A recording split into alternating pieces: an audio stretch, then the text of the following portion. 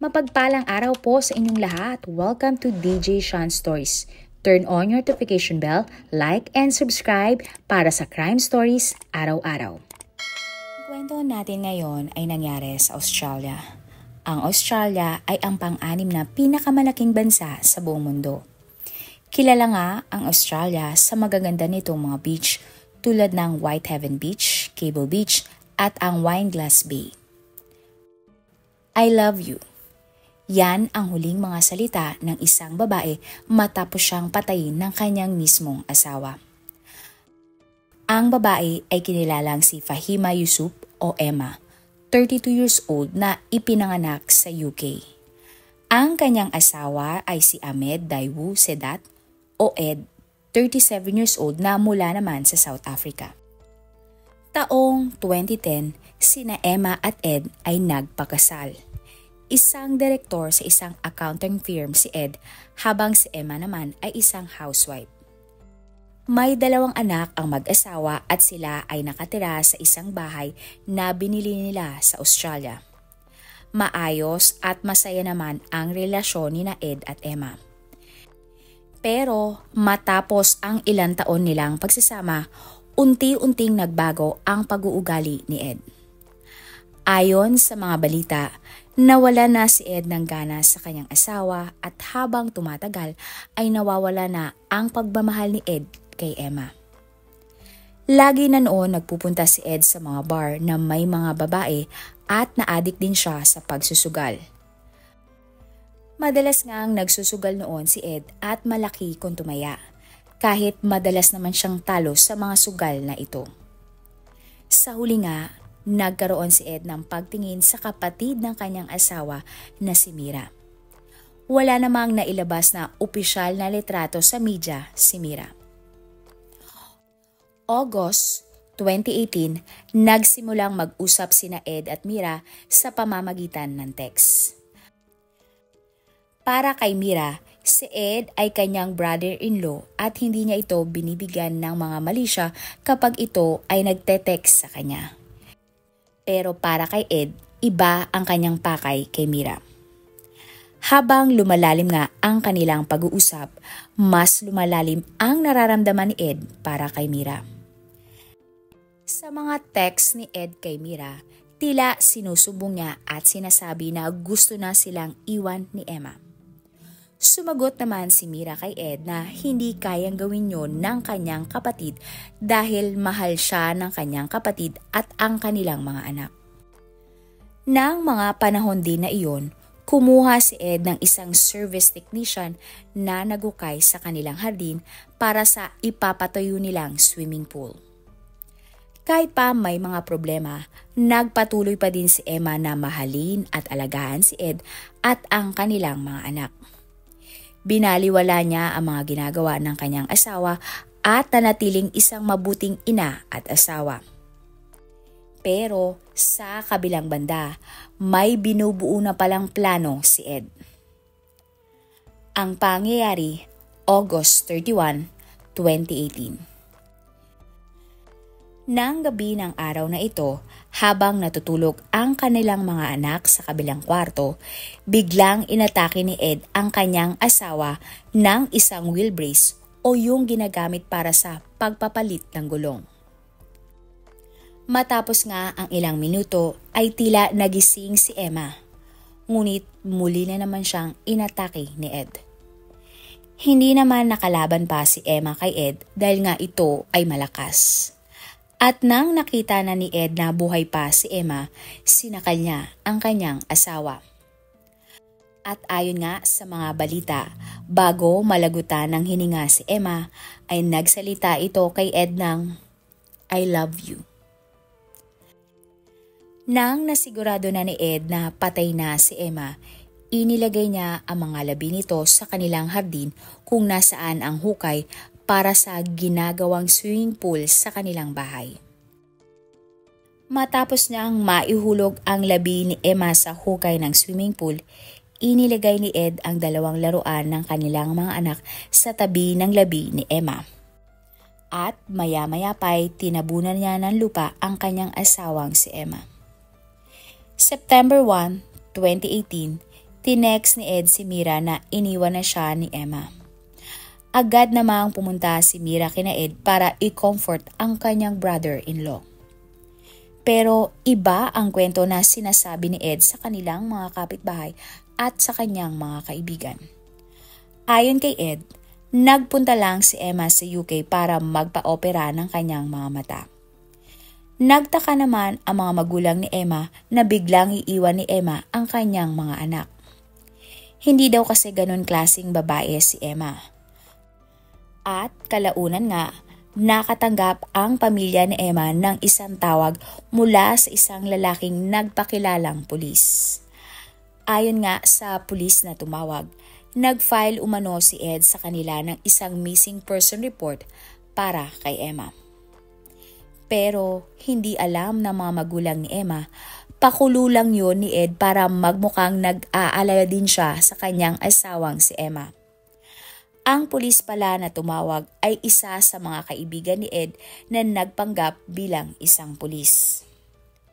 September 4, 2018, nag-report na ang pamilya ni Emma sa mga pulis dahil hindi pa din ito nauwi.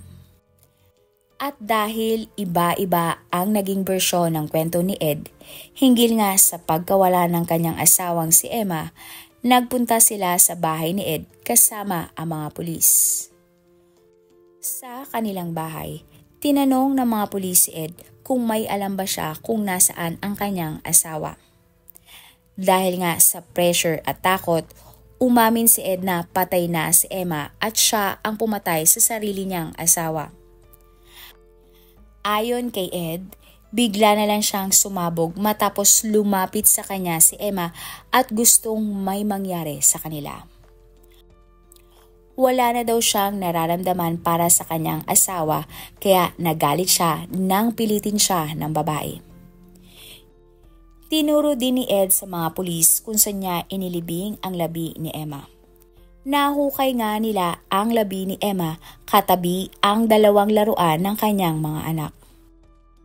Tinuro din ni Ed ang matigas na bagay na ginamit niya para saktan si Emma.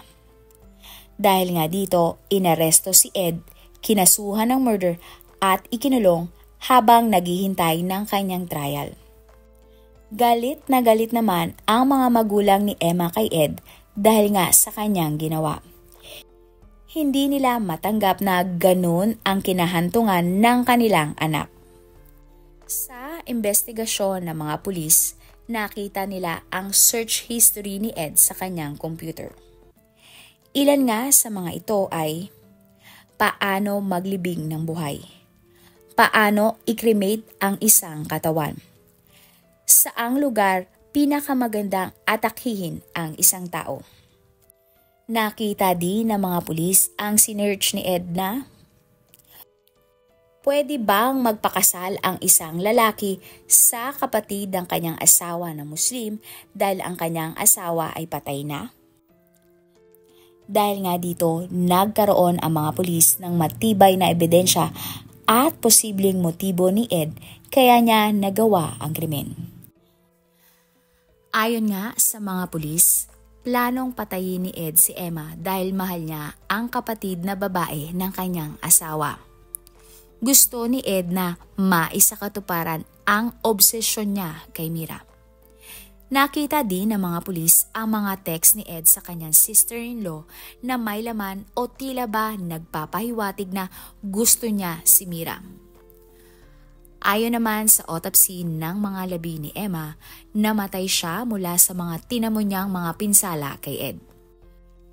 Hindi naman na nabigyan ng linaw sa investigasyon kung patay na nga ba si Emma nang siya ay inilibing ni Ed o buhay pa. Ang trial ng kaso. January 2019, nagsimula ang trial ni Ed para sa kasong murder. Nag-plead si Ed ng guilty sa pagpatay sa kanyang asawang si Emma. Ayon sa abogado ni Ed, hindi na kasi kayang ibigay ni Ed ang gusto ni Emma kaya sumabog ito at nagawang patayin ng asawa. Dagdag pa ng abogado ni Ed, naging agresibo daw si Emma kay Ed ng gabi ng krimen. Hindi naman naniniwala ang prosecutor kay Ed.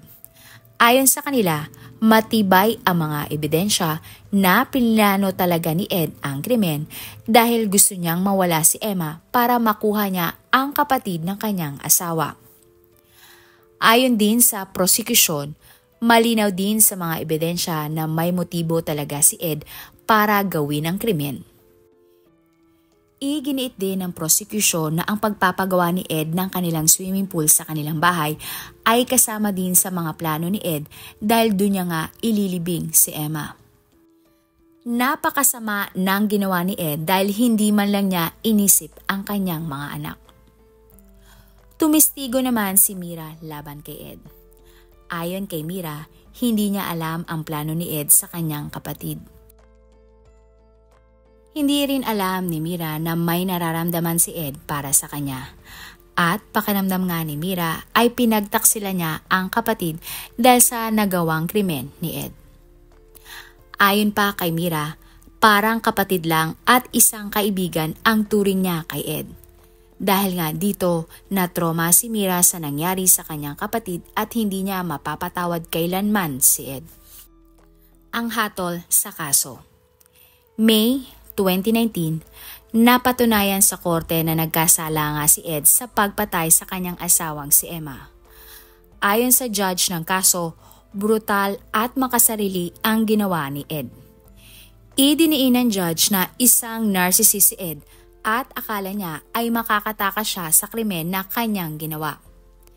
Kaya naman, hinatulan si Ed ng korte ng habang buhay na pagkakakulong at pwede lang siyang mag-apply ng parol matapos ang 23 years.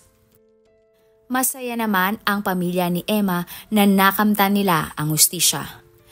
Napunta naman ang kustodiyan ng dalawang bata sa mga magulang ni Emma.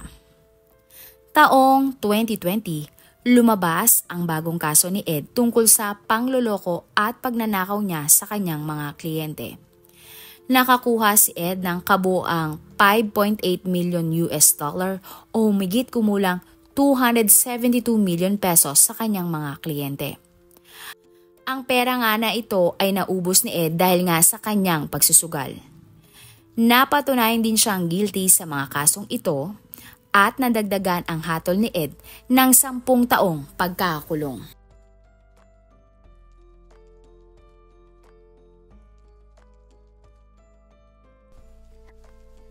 Marami pong salamat sa inyong panonood. Huwag kalimutang i-follow at mag-subscribe sa iba pa nating YouTube channel katulad ng Manila Boy Wonder Philippines at Tagalog Facts at Mysteries by DJ Sean. Mapagpalang araw po hanggang sa susunod na episode. Salamat sa lagi niyo pong pagtutok araw-araw. God bless everyone!